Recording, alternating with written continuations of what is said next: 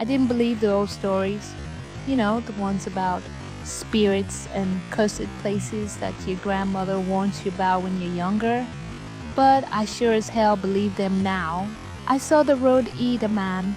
It wasn't just horrifying, it felt like the ground itself betrayed us. The stories we grew up hearing about the famished road suddenly felt real, and I couldn't shake the thought that it could have been me or anyone I loved. It happened a few years ago in my village in Nigeria. I'll never forget it. The road had been there forever. It cut through the bush like a snake, winding and endless. We called it the Famished Road because strange things happened around it. The elders told stories of spirits that lived beneath its surface, ancient beings that fed on the pride and recklessness of those who walked it.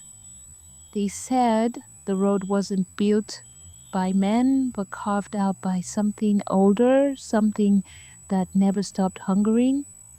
People whispered that if you walked it alone, you'd hear footsteps behind you or feel the air grow cold as unseen eyes watched from the trees. People disappeared, cars broke down for no reason, and sometimes at night you'd hear voices calling from the trees. My father used to say it was just bad luck, but everyone knew not to travel that road after dark. Everyone except Tunde. Tunde was a trader from the next village over. He was known for his quick wit and sharp tongue, often joking with everyone he met. He had a reputation for being fearless, taking risks that others wouldn't dare. Tunde believed in hard work and luck, not spirits or curses. And he always seemed to have a confident swagger, as if the world couldn't touch him. He had a wife and two small children who adored him, but his boldness often made people worry for his safety. He didn't believe in stories of spirits. Superstitions are for old women, he'd laugh. He'd use the famished road even at night because it was the fastest way to the market. People warned him, but he'd shrug and say, I'm not afraid of shadows. The night it happened, I was walking home with my cousin, Ayo. We'd been at my uncle's house, helping him with his harvest, and we lost track of time. The sun had gone down, and the air was thick with the smell of rain. The road was the quickest way back, but we didn't want to risk it. We decided to take the long path around through the bush. As we walked, we heard it, a strange sound coming from the direction of the road. The air around us felt heavy, pressing against our skin. Crickets and frogs had gone silent, and the rustle of the bush seemed to hold its breath. The sound came again, faint but sharp, like a cry stretched too thin. It mixed with the rustling of unseen things moving in the undergrowth, and the faint crackle of dry leaves made it feel like something was creeping closer. It was like someone crying, but not quite. It was high-pitched, almost like a baby, but stretched out, unnatural. We froze. Did you hear that? Ayo whispered. I nodded. The sound grew louder, and then we heard a man yelling, Help! Somebody! Help!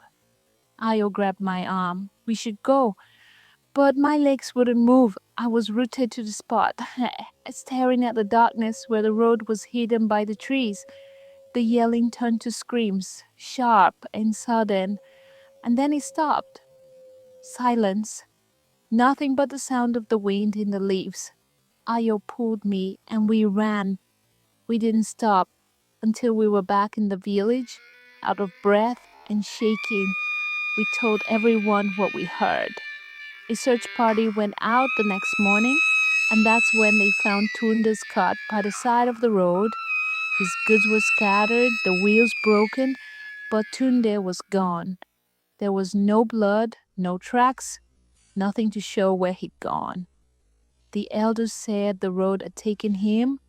They spoke of rituals meant to appease the spirits of the road, offerings of kola nuts, palm oil, and whispered prayers left at the edge of the trees. The road is alive, they would say, and it hungers for those who forget to show respect. Some elders claimed that during certain seasons you could hear the spirits chanting deep within the forest, calling out the names of those who dared to challenge the road's will. Their words sent chills through the village, a reminder of the delicate balance between the living and the unseen. It's hungry, they said. It always takes the ones who don't respect it.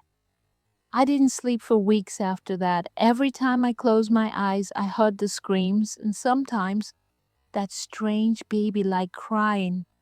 To this day, no one goes near the Famished Road after dark. We don't talk about it much, but when we do, someone always brings up Tunde.